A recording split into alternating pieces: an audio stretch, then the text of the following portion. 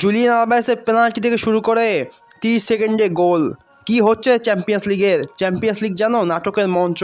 আসুন জেনে নিই। চ্যাম্পিয়ন্স লিগের রাউন্ড অফ 16-এর প্রথম লিগে রিয়াল মাদ্রিদ 1-0 গোলে আতলেটিকো মাদ্রিদ থেকে এগিয়ে থাকার পর রিয়াল মাদ্রিদ আতলেটিকো মাদ্রিদের হোম গ্রাউন্ডে খেলতে আসে। দুই দল খেলার জন্য মাঠে প্রবেশ করলো। ম্যাচ শুরু হওয়ার হুইসেলটাও বেজে গেল। ফ্রান্সের আতলেটিকো মাদ্রিদের হয়ে খেলা প্লেয়ার গ্রিজম্যানের পায়ে বল। গ্রিজম্যান ম্যাচ শুরু হওয়ার 5 সেকেন্ডের ভিতরেই বলটি সামনে প্রেস করা শুরু করলো।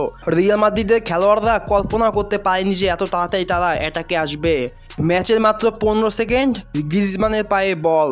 গ্রিজম্যান আবার আলভারেজকে পাস করলো, আলভারেজ থেকে ডিপল। এরকম 1-to-1 পাস খেলতে খেলতে ফাইনাল ছাড়ে বলটি।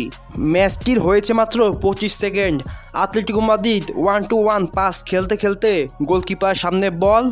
আতলেটিকো মাদ্রিদের মিডফিল্ডার কনর গ্যালাগারের হালকা একটু টাচ থেকে বলটি চলে যায় রিয়াল মাদ্রিদের গোল পোস্টে। ম্যাচটি মাত্র 30 সেকেন্ড। 1-0 গোলে এগিয়ে আতলেটিকো মাদ্রিদ। রিয়াল মাদ্রিদের প্লেয়াররা হয়তো কখনো কল্পনা করতে পারেনি এত তাড়াতাড়ি তারা অ্যাটাকিংয়ে চলে আসবে, কিন্তু আতলেটিকো মাদ্রিদকে তো স্পেশাল এই জন্যই বানায়, কেননা তাদের 18 সালে তৈরি হয় এই স্টেডিয়ামে কখনোই হারেনি আতলেটিকো মাদ্রিদের কাছে 30 সেকেন্ডে গোল খাওয়ার পর রিয়াল মাদ্রিদ তাদের প্রথম 10 মিনিট তাদের দাপট বানিয়ে রাখে, একের পর এক অ্যাটাক। কিন্তু রিয়াল মাদ্রিদের ভুলে গেলে চলবে না, ওটা আতলেটিকো মাদ্রিদ, কোনো নর্মাল কোনো দল নয়।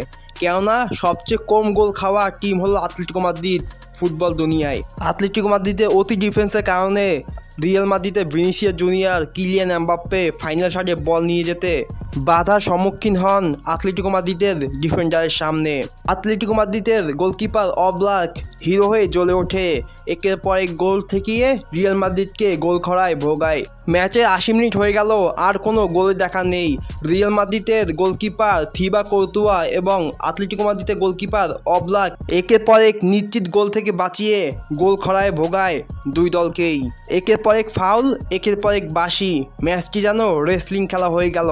90 মিনিট শেষ, আর কোনো গোলের দেখা নেই। ম্যাচটি ধীরে ধীরে 120 মিনিট পর্যন্ত চলল, তারপরও কোনো গোলের দেখা নেই, যার ফলে পেনাল্টি শুট আউট হলো। রদ্রিগো ডিপলের অসাধারণ মিডফিল্ডের কন্ট্রোল রিয়াল মাদ্রিদকে ভুগিয়েছে। ইউরোপে আর্জেন্টাইনদের দাপট দেখে হতভম্ব পুরো বিশ্ব। ম্যাচটির পেনাল্টি শুট আউট শুরু, দুই দলে দুইজন প্লেয়ার প্রথমে গোল করে ফেললো। থিবা কর্তুয়া বলেন কিংবা বলেন অবলাক, দুই দলে দুইটা পেনাল্টি কেউই সামলাতে পারেনি।